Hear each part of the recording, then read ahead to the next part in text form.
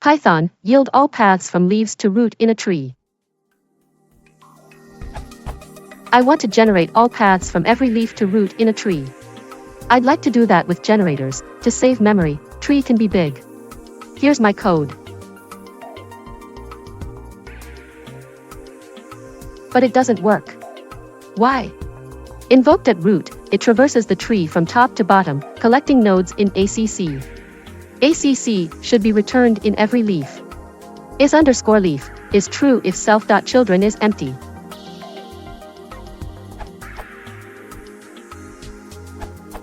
At the moment the for loop doesn't yield anything. It should instead yield all the elements that are generated by the recursive call.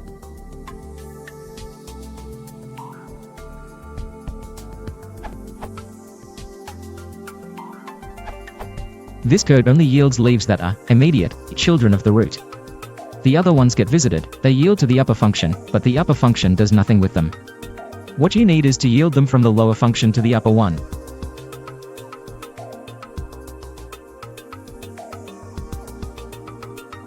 This should do the trick.